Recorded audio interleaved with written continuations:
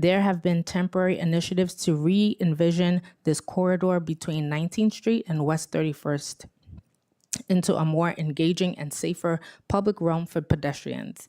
This application would allow for long-term programming, which would be maintained by the Flatiron/Nomad Partnership. For anyone wishing to testify regarding this proposal remotely, if you have not already done so, please, you must register online by visiting the council's website at council.nyc.gov/land use.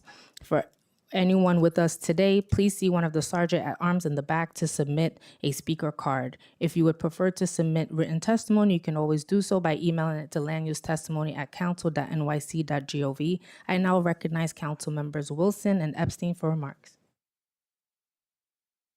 And we've also been joined by Councilmember Farias online.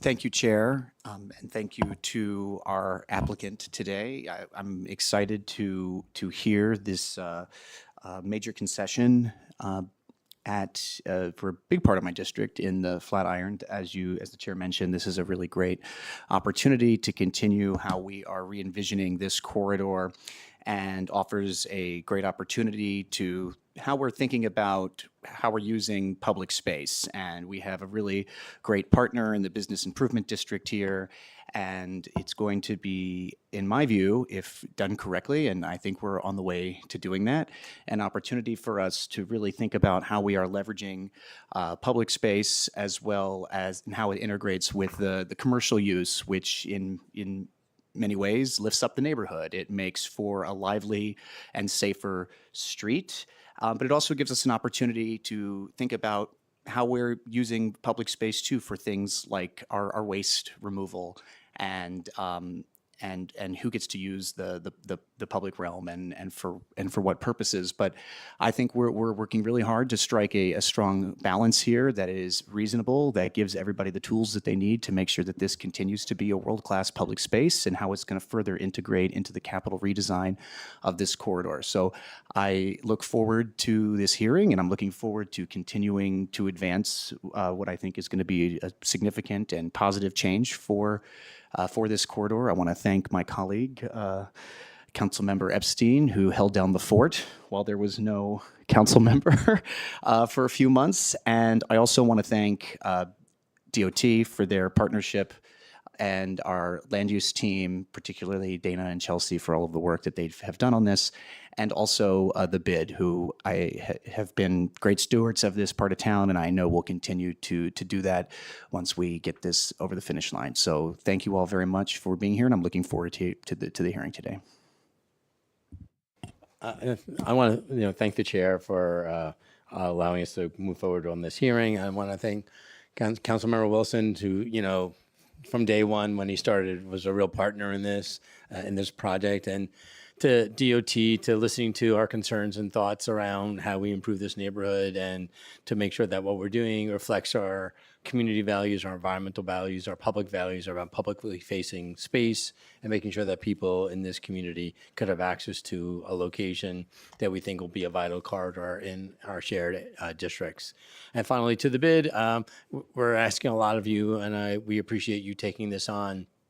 It's a lot of responsibility to serve our neighborhood, a lot of responsibility to have this space be open and available to the public. And I think this partnership will, continue to grow as we continue to have this conversation.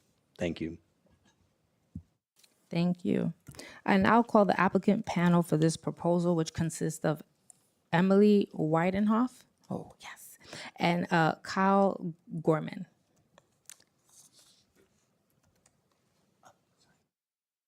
Thank you. Could you please raise your right hand? Thank you. Good morning. Do you swear to tell nothing but the truth in your testimony this morning and in response to council member questions? Thank you. You may begin your testimony, which is limited to 10 minutes, and you should start to conclude your presentation at about 8 minutes. When you begin your presentation, please restate your name and your agency. You may begin. We've also been joined by Minority Leader Carr.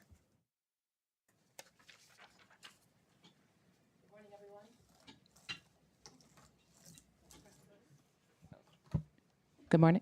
Good morning, everyone. My name is Emily Weidenhoff, and I'm Assistant Commissioner of Public Realm at the New York City Department of Transportation. We're excited to present our proposal for a major concession ULURP this morning. If we go to the first slide in our presentation, New York City Department of Transportation is the applicant, along with our plaza partner, the Flatiron Nomad Partnership. The action here today is a major concession, which pursuant to the rules of New York City, any area that is over 42,000 square feet needs to go through this additional land use review. Most recently, we've gone through a similar ULURP application for Times Square Plaza, just north of here. This location is in Manhattan Community Board 5 in Council Districts 2 and 3. If we go to the next slide, you can see here the area in blue represents the existing concession agreement that we have with the Flatiron Nomad Partnership. And this in large part represents the original public spaces that were created almost 10 years ago now. And as we have worked with the community, with our partners, with elected officials, we have worked to expand pedestrian and cycling priority along the corridor. And so the application today is really recognizing all of that transformation of street as public space. And so we're going from the original 38,500 square feet, expanding all that additional area in red, and that's where you see additional plazas, shared streets, pedestrian space, to now the application of 162,345 square feet that will essentially allow the bid to fully maintain this area, and any of the revenue that they generate as part of their concession agreement with New York City DOT will be able to go back into the maintenance, management, and operations now of this large area. And we feel like this is really important to give them the tools that they need to really manage this public space comprehensively in partnership with the city. The next couple of slides we can run through quickly. First, we see the surrounding land use.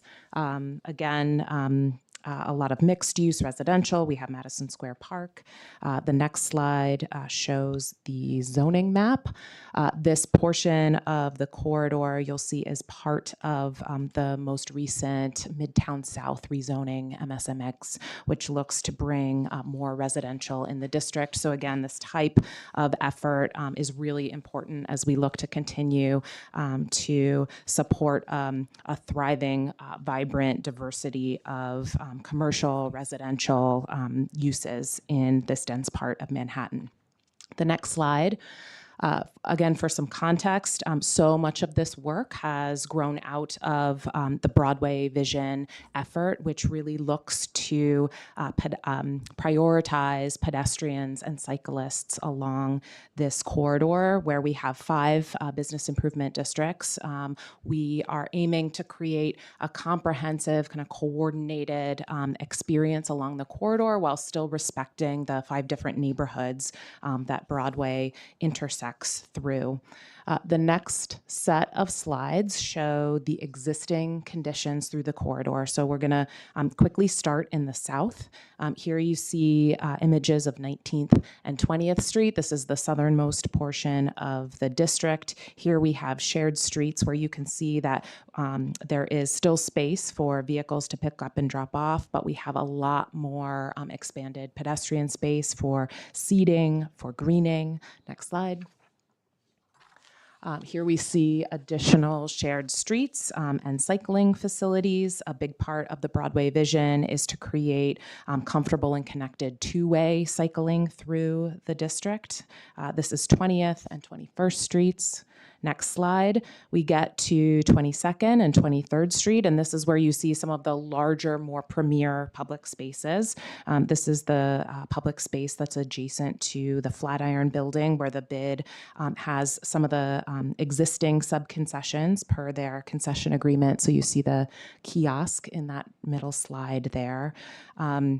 This is also an area where the bid hosts a lot of art and programming. Next slide, we move to the other big premier public space across the street from the Flatiron Building, 23rd Street up through 25th Street. Here we have plazas as well as Worth Square and a shared street. So part of our larger collaboration is with our colleagues in the Park Department as well as Madison Square Park Conservancy, who maintains these adjacent park spaces. Next slide, we see the northern portion of the district, 25th to 28th Street. These were blocks that were very successful as open streets with outdoor dining during the pandemic. So part of Broadway Vision has really looked to fully pedestrianize more of these blocks to promote more outdoor dining as well as public seating. Next slide is 28th and 29th Street. Again, those expanded pedestrian spaces that bring safety, but also lots of opportunity for gathering, for meeting, for greening. And the last slide is 29th through 31st Street, which is the northernmost portion of the district before we get to Herald Square. Next slide. I wanted to give a brief overview of some of the longer term and really exciting changes coming to the corridor. So separate from the major concession, but very interrelated, is the city's investment in a full street reconstruction and really major redesign of this corridor. We've been designing the kind of southern portion of the district for quite some time. We're now in final design and excited to get out to the community for workshops and present to the community board for the southern portion of the section later this fall. Next slide, you can see the this southern section, 21st to 27th Street, where we'll be kind of fully reconstructing the street. The curbs will go away, the paint and gravel will go away, and we'll have a fully transformed, greener, more vibrant public space that will also have important things like utility connections, which will allow the partners to manage the space and have thriving events as well. And then the last slide shows the future capital phases, 27th Street, all the way up to the north, which is currently in scoping with our colleagues at the Department of Design and Construction. And that will also go through a robust public engagement process, public workshops, community board, and ultimately the Public Design Commission for review. With that, I'm going to turn it over to my colleague, Kyle.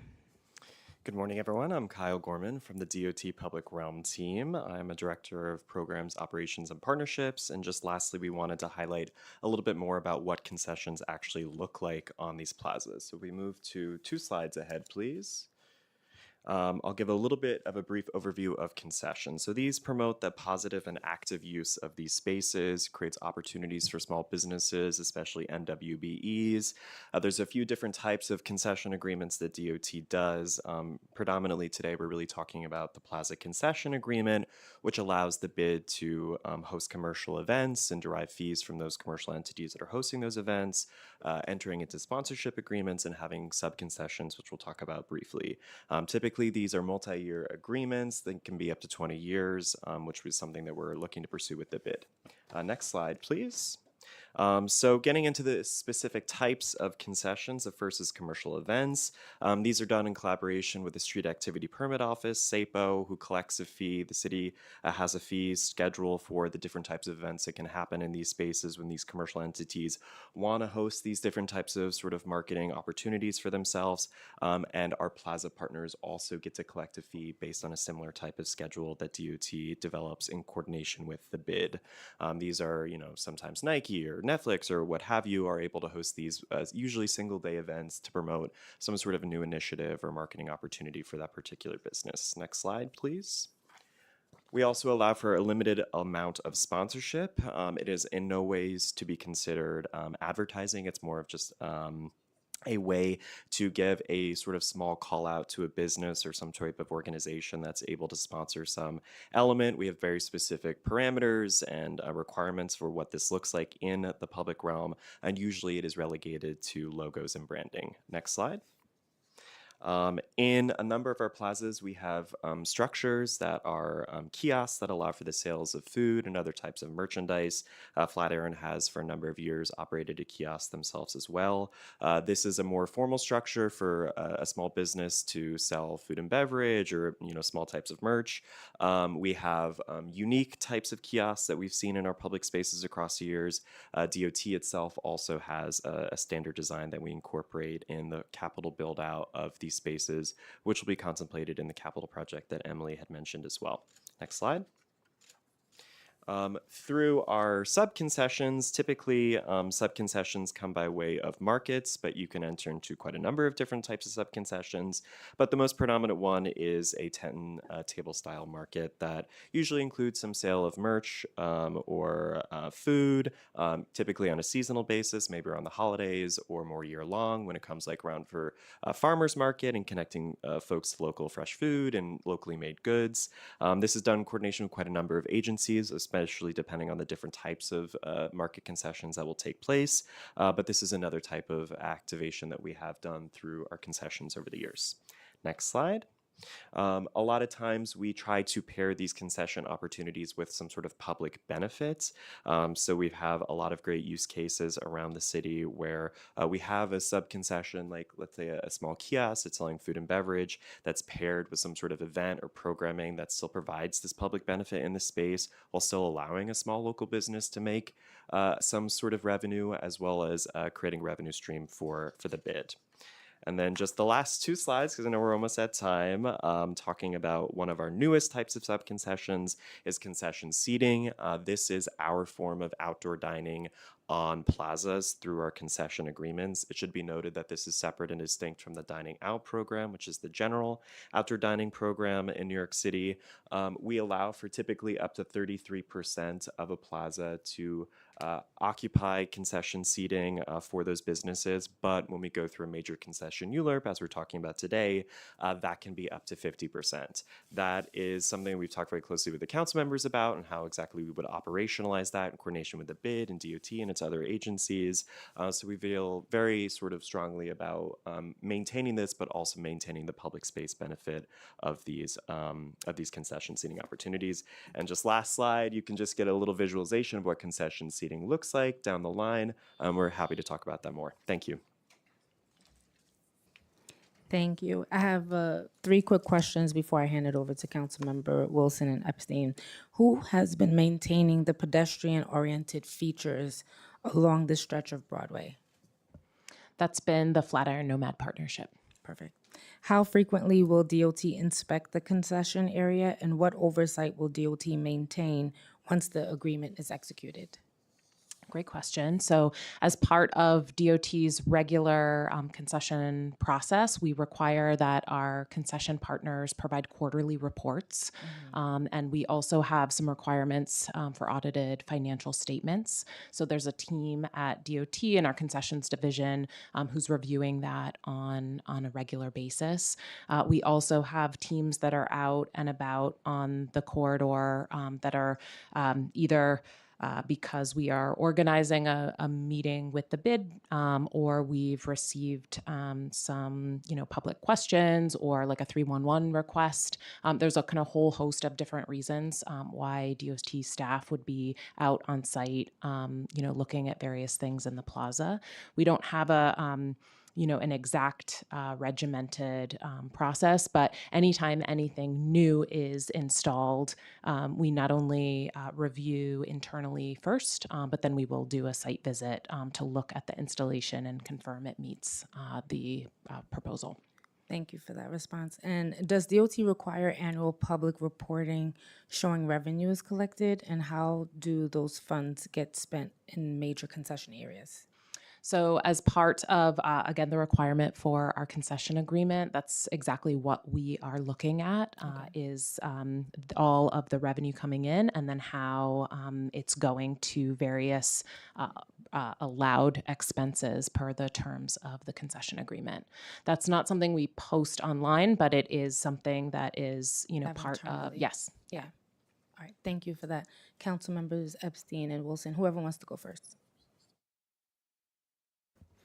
Thank you, and thank you for spending time with us as we go through these questions and issues. I think you and your team have been really, really helpful, so I appreciate that. I think we talked about a lot about kind of environmental issues, and I think we're all in the same place around trying to become more environmentally friendly. What role will DOT have in overseeing whatever agreements we come to in the end? So we've talked with your office about, working in certainly making sure that as part of the agreement itself, that we're being explicit that all of both our partner and its subconcessionaires need to follow all relevant rules related to environmental law. We're also, committed to, where possible, promoting recycling, composting, and other environmental friendly practices. And that's something, again, we'll coordinate closely with the bid on to make sure that where feasible, that's playing out in all the activities. And is the bid going to report to you on those issues in your agreement with the bid? So again, there will be some specificity in the agreement itself, but a lot happens outside the agreement in terms of RFP proposals and things like that. So that's something we'll be in conversation with them about. And certainly we know it is a really important value here, but also honestly citywide. So it's something that yes, we will be making sure we do to the extent possible environmentally safe practices and operations. And so if there was an issue, obviously we can go to the bid, but you'll be a backup entity. Absolutely. Great. Yes. Yeah. DOT is very committed to, we are the long-term stewards of these public spaces, and happy to engage with you at any point. Yes. Right. And just on the public seating, we've spent a lot of time talking about making sure that it's there, people know it's public seating, it's available. What role would DOT play in ensuring that that is happening and making sure that there's notices and information up for the public that they are aware of it? Yeah, so that public seating is incredibly important to us. That's all of these spaces are public space. So we will be not only kind of reviewing and approving the proposals that look at the balance of the public seating as well as the concession seating. And that will be something that we're kind of evaluating as these spaces are evolving. The use of these spaces changes a lot over the years. So we don't see it as being static. It'll be something we care deeply about and will be evaluating. But also we will be regularly checking in to make sure that the setups that are kind of reviewed and approved per the subconcessions are actually in place. They're not kind of encroaching and creeping into the other spaces that are for open, accessible public seating. I know we talked about long-term public improvements. We talked about putting in publicly available water fountains, putting in a public bathroom, and then I know this is a little further down the pike. I'm wondering kind of what DOT's commitment into those public improvements are, and where you see this happening in the context of the work that we're doing in the area. Yeah, thank you. Those are all important elements for a healthy, thriving space. And so we are working with our colleagues at Department of Design and Construction to integrate public drinking fountains, water bottle filling stations into the capital design. And we're currently in conversations with our colleagues in a few city agencies about the ability to provide a public restroom. So we'll be exploring those elements. There are a lot of technical constraints to those, but things that we're in conversation with sibling agencies about. Yeah, I just want to make sure the DOT is committed to trying to make that happen. Yes. Okay. All right. Thank you. Thank you, Chair.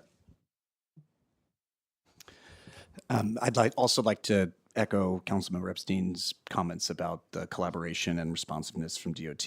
Thank you very much. I know it's been a lot of back and forth, but appreciate you all being at the table the whole time and in really good faith. I have a couple of questions. So in their recommendations, Community Board 5 emphasized the importance of permanent separation between pedestrian areas and the proposed two-way bike lane.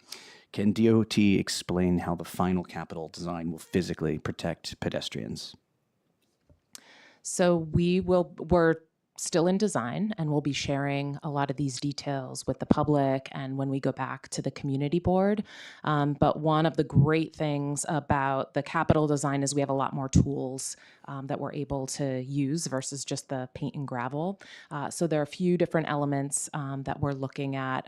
One is just actually designing more planting in between the two-way cycling and the pedestrian space, so it'll naturally feel separated.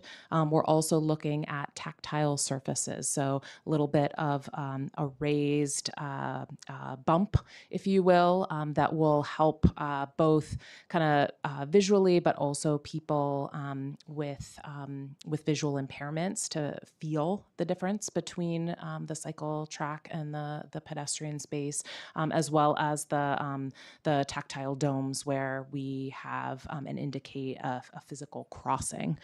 So those are some of the elements that we're looking to incorporate into the final design, so it'll feel more separated. In some of the blocks, we're actually lowering the cycling lane a little bit lower than the sidewalk grade. So again, there will be a little bit of a physical distinction, kind of clarifying who uses which space. Is the business improvement district part of is consulted during this design? If we're talking about plantings, I imagine they're going to be taking care of those. They're part of that design process? Absolutely. We have a big meeting this week to dig into some of those details. But yes, absolutely. Our design process is heavily reflective of the reality that our plaza partners are responsible for the long-term maintenance and management of the spaces. And we want to make sure we're designing both to a really, world-class public standard, but also one that our partners can maintain and sustain.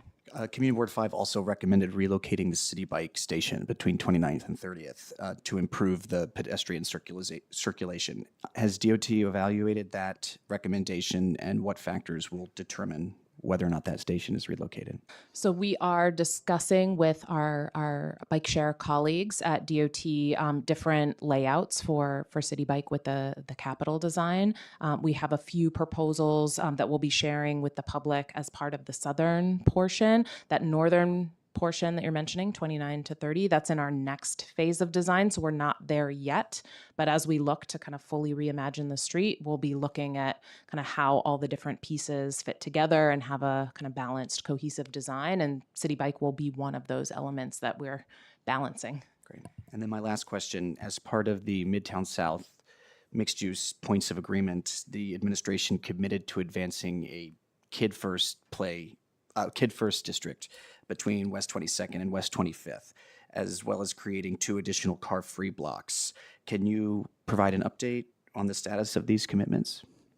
So we are looking at additional opportunities to pedestrianize blocks of Broadway, and those will be proposals that we bring back to the public in the workshop stage of our capital redesign. So more to come on that soon. And then our team is working on the kind of kid-friendly proposal. We're currently in the planning stages with our bid colleagues along the corridor and hope to have more to circle back on that soon. Okay, thank you, Chair.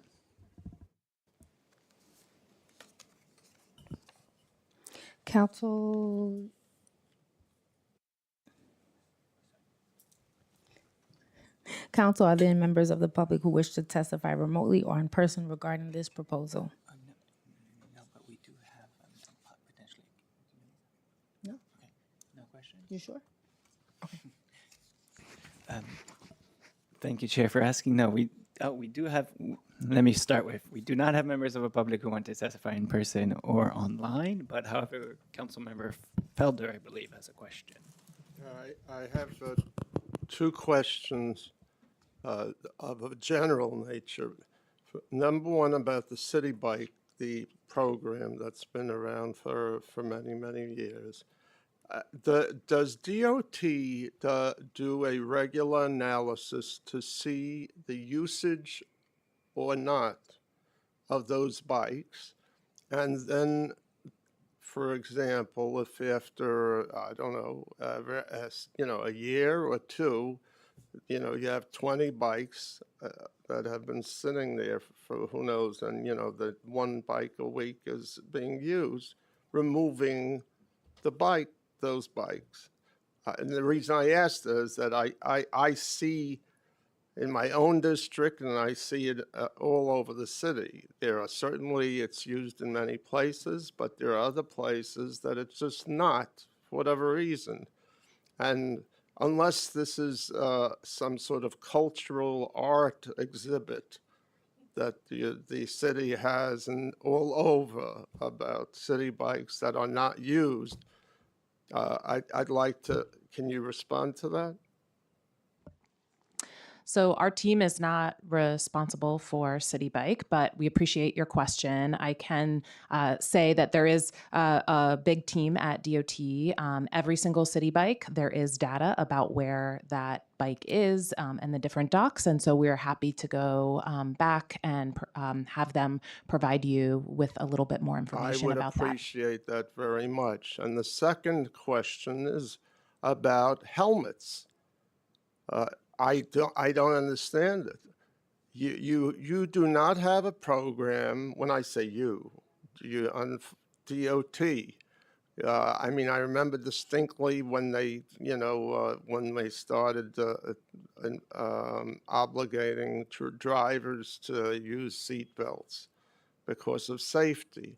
I'm very familiar with, for whatever reason, with the accidents or whatever that occur with bicyclists or that do not wear helmets. To the bicyclists and to the people that, unfortunately, if they bump into them, that's that. So I don't get the whole thing. I want to understand, and this is not to you, you can send this to your friends there and as well. I do not understand how the city functions without having I don't know what you want to call it, one street, one rule about safety. I don't know. I know that my kids, I'm not the disciplinarian, never was. I always used to say, if the kids asked me, I used to say, it's okay with me, but ask mommy. And then she'd kill me because but a helmet, you could not get on a bike, without the helmet, my wife, you train the kids from an early time. And then they get older, and instead of it continuing, you say, okay, now it's okay, And the city has no program of obligating people who are using city streets. I understand if the guy wants to drive around his alley, in circles without a helmet. But they're using city streets without helmets, and that's been going on for years. And to top it all off, your the program that you have, the bicycle program in the city, I'm almost done. Yeah, I did not have a fight with my wife this morning. Yeah. There is no program to ensure the safety of the bicyclists by obligating anyone using a city street, whether it's on a bicycle or anything else, certainly. If you're using a city street, just like you buckle up, you have to have a helmet. I don't understand it. So you can have your friends at DOT get back to me on that as well, if I'd appreciate it. Yeah, absolutely. And DOT cares incredibly deeply about safety. And we do have a lot of amazing teams that are partnering with elected officials to hand out free helmets to people all across New York City. So we'd be happy to connect you with them. I don't want a free helmet. I want everyone to have to wear one. Thank you, Council Member. Thank you for your response. We've also been joined by Council Members Salam and Ressler. Stand at ease. Okay. If there are any members of the public who wish to testify regarding this proposal remotely, please press the raise hand button now. If you are in person, please identify yourself to one of the sergeant at arms. This is the last call. You have 30 seconds. Being there are no members of the public who wish to testify regarding LU 117 relating to the Flatiron Nomad Major Concessions application, this public hearing is now closed. The items are laid over. This panel is excused. Thank you for being here today. I now open the second public hearing on LUs 118 and 119 regarding 47-03 108th Street, a mixed-use residential rezoning proposal in Corona, Queens, in Councilmember Thomas Henry's district. The proposal involves a zoning map and an MIH zoning text amendment.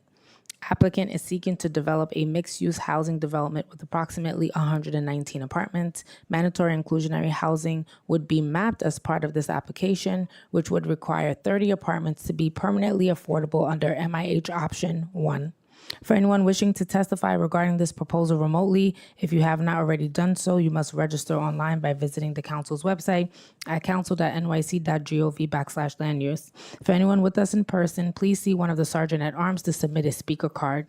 If you would prefer to submit written testimony, you can always do so by emailing landusetestimony@council.nyc.gov. I now recognize Councilmember Thomas Henry. She doesn't have remarks. Okay. I will now call the applicant panel for this proposal, which consists of Frank St. Jacques and Andrew Esposito. Good morning. Could you please raise your right hand? Thank you. Do you swear to tell the truth and nothing but the truth in your testimony this morning and in response to council member questions? Yes. Thank you. You may begin your testimony, which is limited to 10 minutes, and you should start to conclude at 8 minutes. When you begin your presentation, please restate your name and the name of your organization. You may begin. Thank you, Chair Lewis and council members. My name is Frank St. Jacques. I'm with Ackerman LLP. We're land use counsel for the applicant, and I'm joined by Andrew Esposito representing ownership. Next slide, please.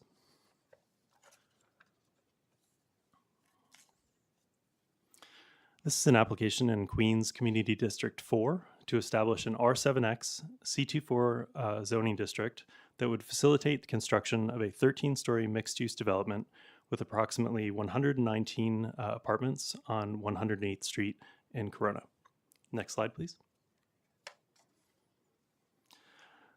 As shown in the zoning map on the screen, the rezoning area is on the east side of 108th Street, which is a wide north-south corridor through the area, and the rezoning area is located between 47th Avenue to the north and 48th Avenue to the south. It was zoned R6B in the 1989 Elmhurst Corona rezoning, and the R6B is adjacent to R5 zoning districts. Next slide, please. This land use map shows that the rezoning area and the block to the north are occupied by non-conforming industrial uses. There's no commercial overlay, and industrial uses are not permitted in residential zoning districts. And 108th Street has a mix of non-conforming commercial and industrial uses. The rezoning area is transit-oriented with bus access along 108th Street and Corona Avenue to the west, and the 7 train is approximately a half mile to the north of the rezoning area. And as you can see, the mid-blocks beyond 108th Street are generally lower density residential, and there are some community facility uses, and the park is just a block to the east. Next slide, please. So this photograph facing east, you can see the rezoning area. Again, it's just that block front on 108th Street between 47th and 48th. And it is occupied by non-conforming auto-related uses. And then you can see some of that surrounding residential context. Generally lower density, but multifamily row houses. There's a 5-story and basement multifamily building immediately to the east of the site along 48th Avenue. Next slide, please. The proposed R7X envelope is a medium density residential zoning district, which is appropriate at this transit oriented site, which is on the block front of a wide commercial corridor.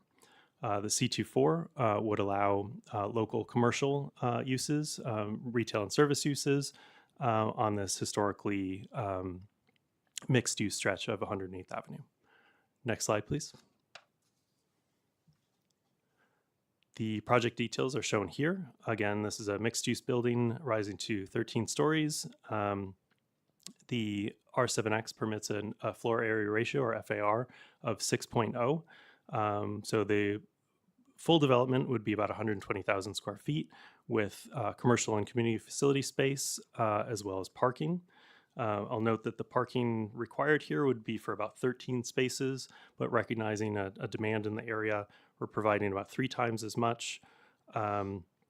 There will be a set aside for mandatory inclusionary housing. Next slide, please. Which is shown on this slide here. The proposed development has, again, 119 total apartments, 30 of which would be permanently affordable under MIH option 1, which requires a set aside of 25% of the residential floor area at a weighted average of 60% AMI with 10% at 40% AMI. This results in 12 units at 40% AMI and 80% AMI and 6 at 60% AMI, representing a spectrum of affordability within this district.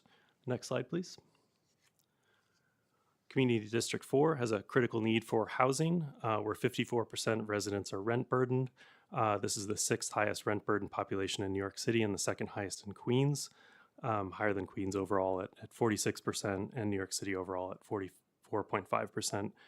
So we believe that the introduction of new housing, investment in new development at this site with the inclusion of mandatory inclusionary housing would be appropriate, and we welcome any questions. Thank you. Thank you. I have a couple of questions, and I'll hand it over to Councilmember Thomas Henry. Last week, we approved an application zoned as R7A for development 3 blocks south of this site. How was this R7X district selected, and why is R7X appropriate for this site? Thank you. So, referring to the 5020 108th Street rezoning just a few blocks to the south, this site we looked at R7X because it's entirely on 108th Street, the block front, 200 by 100 feet along 108th Street. It's closer to transit resources, and the context. Different from the project to the south at 5020 108th Street, there are fewer lower density homes, sort of within the block where the rezoning is contemplated. So we believe that the separation created by virtue of this rezoning area and project site being on the block front made the R7X more appropriate. Okay. And can you share your current proposed breakdown of units for the development? I know you shared some of it earlier, but including affordability levels and the mix of unit sizes. Sure. If we could just go back one slide, that should provide the affordability breakdown. And then as far as the total breakdown, this is a building, the initial illustrative design has only 1 bedroom and 2 bedroom units. So it's approximately 60% 1 bedrooms and 40% 2 bedrooms. Thank you. That mix is reflected in the MIH breakdown as well. Got it. I'll now recognize Councilmember Thomas Henry. Thank you, Chair. A couple of questions. To piggyback on Councilmember Lewis' question about the bedroom mix, have you considered any 3 bedrooms or a larger number of 2 bedrooms versus the 1 bedroom? That's something we hadn't considered, but we're happy to look into. Okay. So Community Board 4 has expressed concerns, as you can imagine, about the affordability within the proposed development. While there is a wide array of MIH options, have you considered using MIH option 3 to reach lower AMI bands? This is, again, something we hadn't considered, but we're happy to look into. Okay. There were also quite a few recommendations that came from the borough president. Have you been able to review those, and are those some things that you're in line with? I'll just jump back to the MIH option 3 question quickly. I just will note that, as you're aware, the MIH option 1 allows for a 25% set aside for affordability. There would be fewer affordable units by using MIH option 3. I think I just said that backwards. MIH option 1 would allow for 25%, while MIH option 3 would allow for only 20%. So it would result in fewer affordable units. So that was one aspect of thinking about using MIH option 1. And then with respect to the borough president's conditions, And I can highlight a couple of them that, again, are of great importance to the community as well. Utilizing local residents for working on the construction of this project, minimum of 30% MWBE goal, with quarterly reporting on hiring initiatives to both the borough president's office and my office. right. So we have no objection to that condition. Okay. And also, what are you considering for the community facility spaces as well as the commercial spaces? So we've had some conversation, with your office. Where at this point, we have some ideas about potential tenants for the community facility. We'd like to continue that conversation with input and your feedback. We have had initial discussion with Common Point, but not selected a specific user for this space. So we're happy to continue that conversation and look forward to having some feedback from you as to an appropriate community facility tenant. Okay. And as you can imagine, there are a lot of families in this area, and we are in desperate need of park space. Would you guys be open to, excuse me, investing in the local parks for any improvements needed? We haven't we don't sort of fully understand to generally answer your question, we're not opposed to that. Okay. We're just concerned with what that would look like, and how that would work in the context of seeking a discretionary action before the city council. Sorry about that. Yeah. And then last, I did see it is an all-electric building. Is that correct? That's correct. And so, along those lines, the building will have a number of sustainability features as well as resiliency features built in. So we have no objection to the borough president's condition to incorporate pervious pavement, bioswales, and rain gardens. We understand that the DOT has some new programs relating to bioswales or rain gardens and tree pits. So we're happy to look into that as well.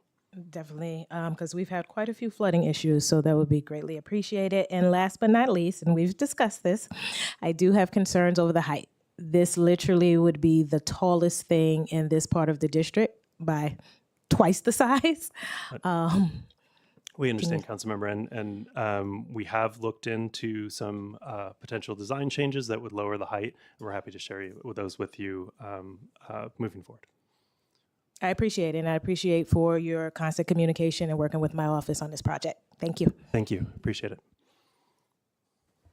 Council, I now invite any colleagues have questions? Councilmember Encarnacion? Thank you. Hello. So I agree. I think it seeing that it looks very out of character for what the neighborhood currently looks like now, and the fact that the community board has not necessarily been in favor of this. Can you outline some of the community engagement you've had with some of the local neighbors there? If there's been any opportunities to meet with them, to talk them through what are their needs, what would they like to see out of the project outside of the community board meetings? Outside of the community board meetings, no, we availed ourselves to the ULURP process. We met several times with the land use committee, and then had hearings with the land use committee and the full community board. So no, with the direct neighborhood. No residents outside there. engagement. I think Andrew has a relationship with some of the council members, and has spoken to them about excuse me, the community board members, and had some offline conversation, but not any real direct engagement with the community. Can I just add some color on that? So I do have an independent relationship with some of the members of Community Board 4. We've had some very spirited, I wouldn't even call them debates, conversations stemming from an earlier project at 7801 Queens Boulevard, where we worked with Councilmember Krishnan's office in addition to CB4, and we've been able to achieve some creative results that I think they're relatively pleased with. So we have had, Frank, even to the extent you may not be privy to, conversations about how to, certainly hear them, work with them. Height has been a significant component. So I can tell you that for what that's worth to add, Councilmember. Okay, thank you. I'm gonna kick it back. Oh, you have another one? I'm done. I'm gonna kick it back to Thomas Henry. Just one more question. As you heard Chair Lewis mention, there was another development recently approved on in this corridor, a couple of blocks down, and there are potential other developments along this. Are you open to collaborating with the other developers just in terms of design and when you're thinking about the commercial space, some type of coordination so that all developments are working cohesively with each other in terms of the character of preserving the character of the neighborhood, as well as not looking to monopolize the retail. Absolutely, and to be perfectly clear, my office represented the other development, so establishing that coordination is easy to do, and we're happy to keep your office looped in on that.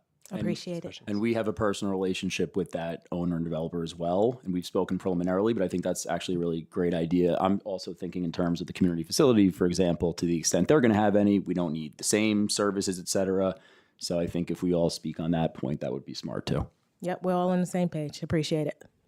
Thank you. Thank you, Chair. No problem. Council, are there any members of the public who wish to testify remotely or in person regarding this proposal?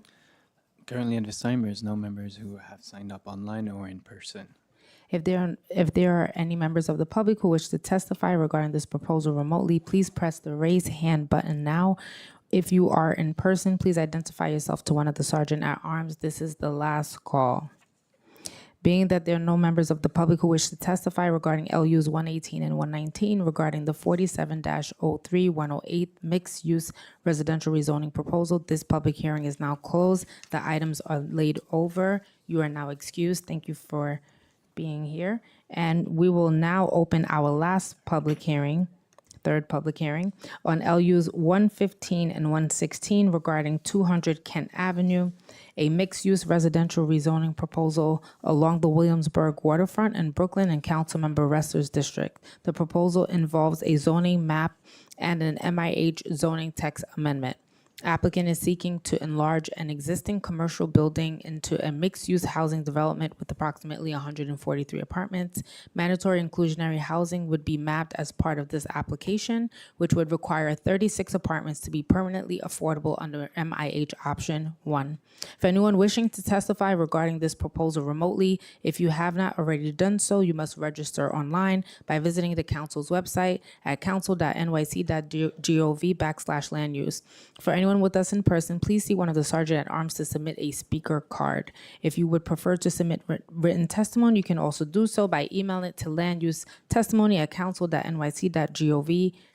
Councilmember Restor had to step out. I will now call the applicant panel for this proposal, which consists of Jeremy Kozin and Julio Margarino.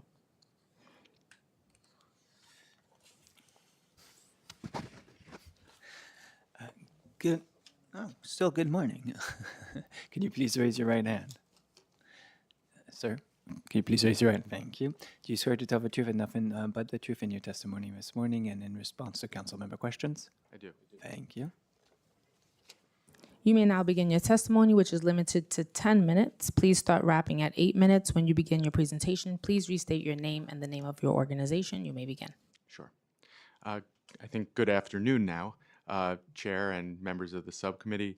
Jeremy Kozin, Fried Frank Harris Shriver Jacobson LLP, Land Use Council for the application, the 200 Kent Avenue rezoning. Next slide, please. We are here today to discuss two proposed actions. The first is a zoning map amendment to rezone the project area from an M14 light manufacturing district to an M14A R7X mixed use district.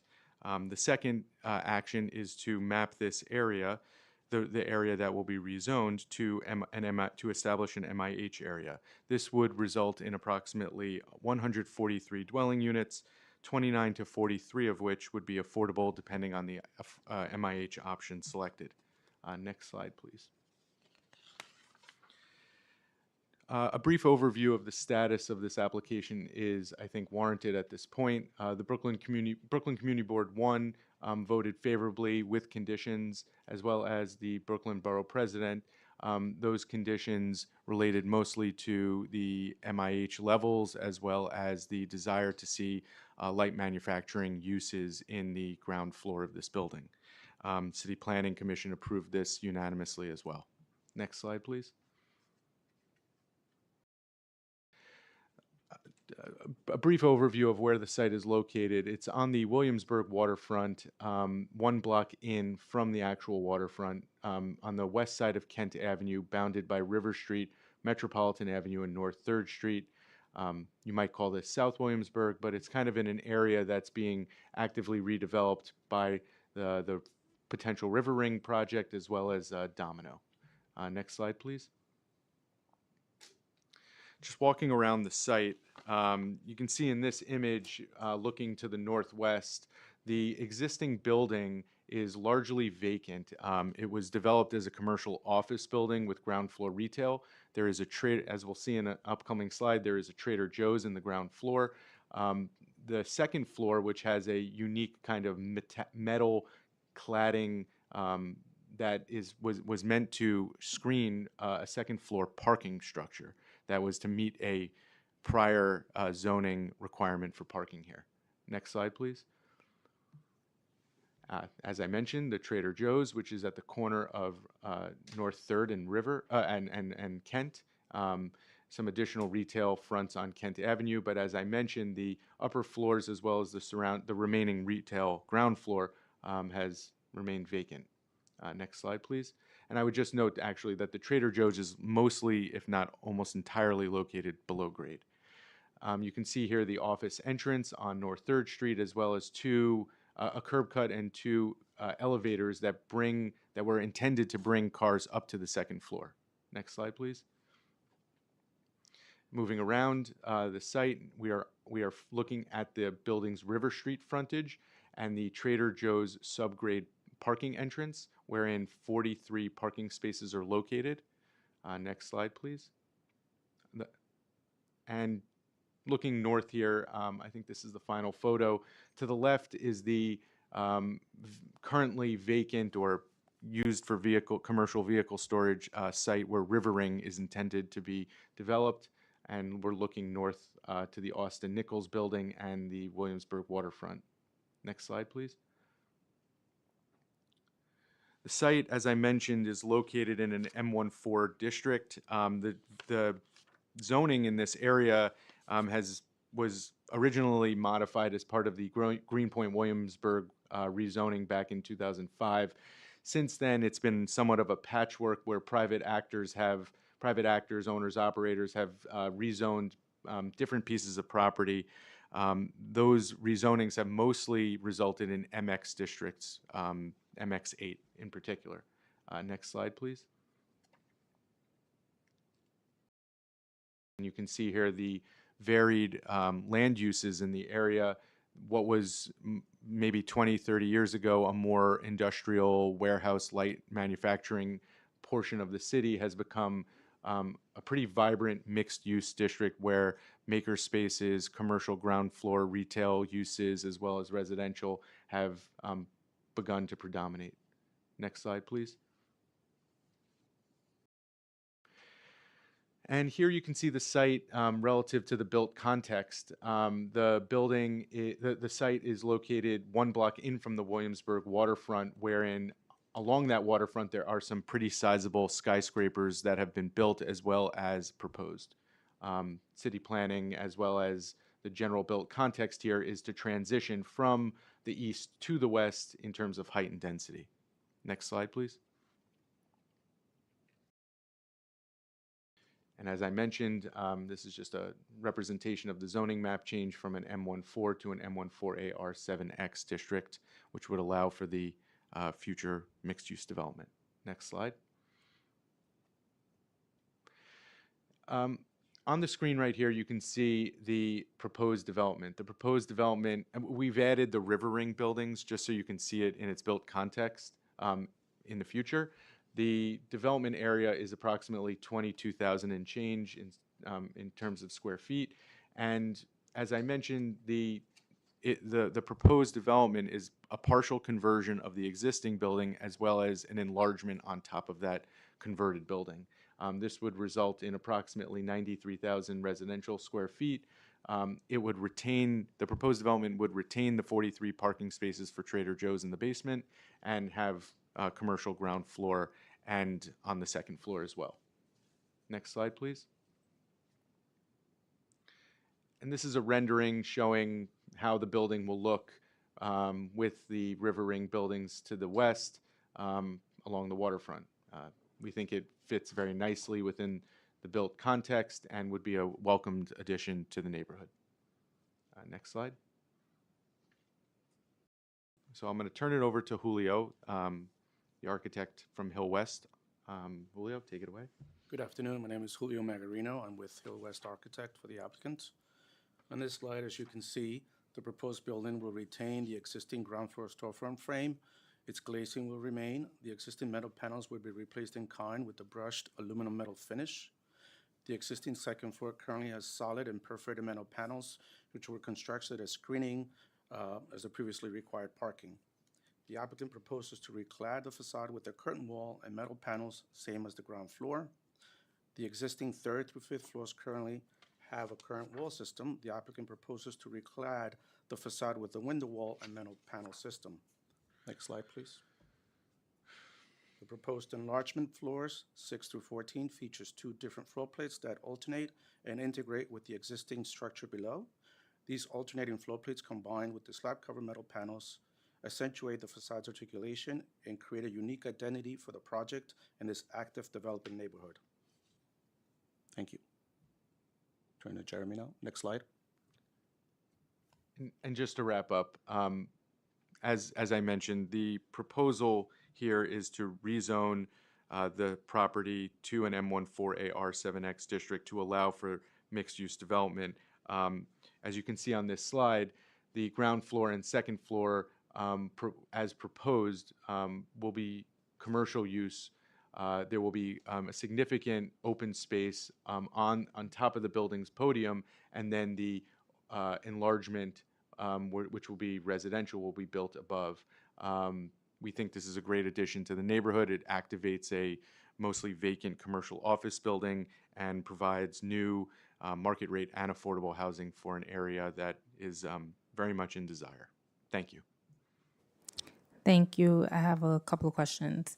Could you discuss some more how the construction of the new addition will be achieved on the existing building and whether you plan to keep the existing businesses open during construction? Sure. So this has been a discussion with the community as well as the council member. We can, at current, we have had active conversations with Trader Joe's and the other tenants in the building, and they will remain open during construction. Construction will be staged in a way, because we have 4 frontages, construction will be staged in a way to allow for those businesses to remain open and to have as minimal disruption as possible. The unique aspect of this building was that even though it was built back when this was actually zoned M31, over 6-7 years ago, I believe, 5 to 7 years ago, structurally it was built to support an overbuild as we are proposing today. So someone very smart designed this building from a structural standpoint to allow for a future enlargement. So from a construction standpoint, the staging and the from a staging perspective and a structural standpoint, we think this is doable and very feasible. They started the work for you in advance. You're blessed. I guess that's right. When do you anticipate starting construction, and how long do you anticipate the construction to take? So in an ideal circumstance, 2027 construction commencement. That assumes approval of the ULURP as well as the preparation of buildings DOB drawings. Given that we're in July, it's fair to say 2027 is a fair assessment. Given that, and I can turn this over to Julio to weigh in, I believe the construction timeframe would be truncated given the limited demolition required here, no excavation required here. So there are significant construction benefits to repurposing the existing building, including the podium that can assist with, getting this to market as quickly as possible. That's correct. I think construction on a building this size could be 18 to 24 months, being that a third of the building already exists. It could be probably within 12 months to 15.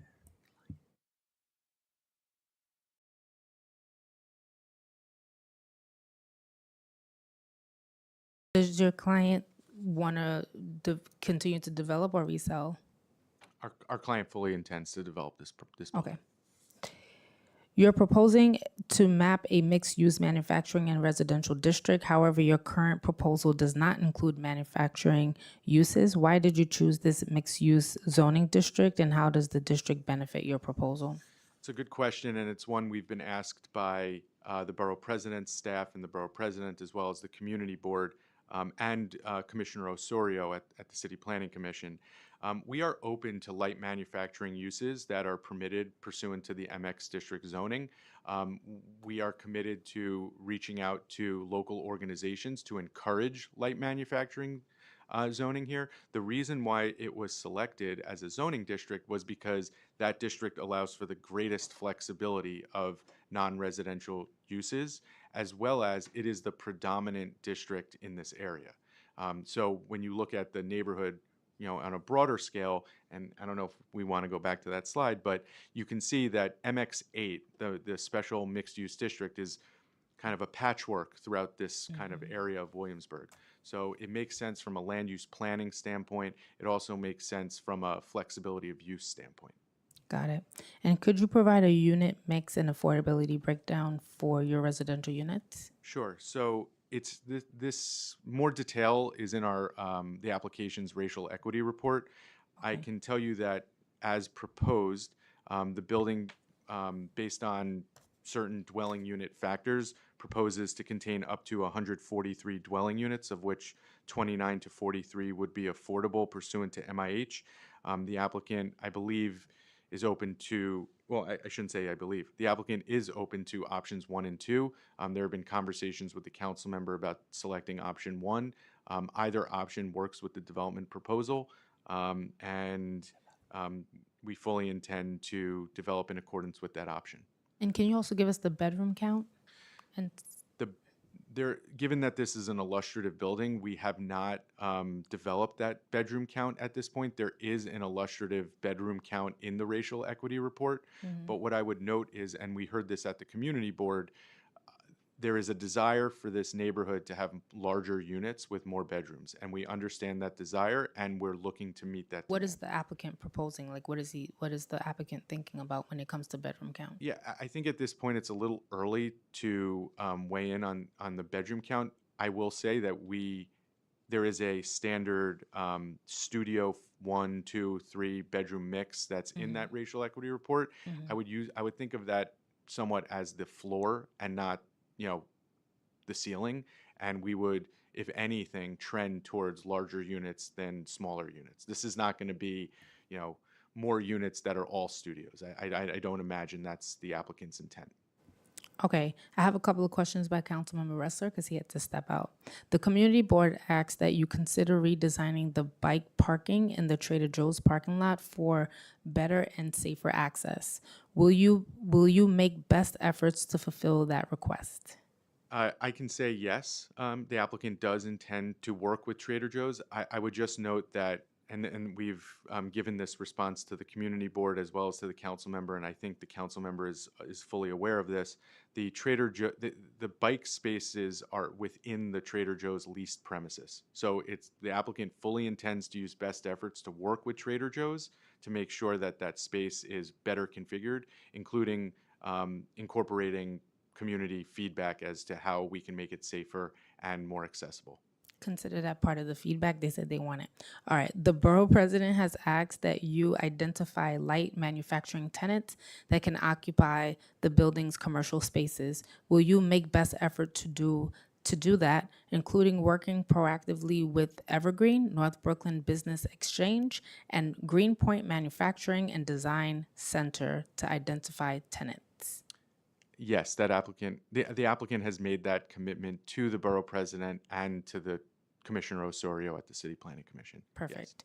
Are you using 48.5X? If so, does the project you propose already consider 48.5X? At current, because this is a partial conversion and a partial enlargement, it is still an open question whether 485X will be, as a tax abatement program, will be looked to. So we don't have that answer at this time. Got it. Council, are there any members of the public who wish to testify remotely or in person regarding this proposal? No, there's no members of public signed up online or in person. For members of the public here, sorry.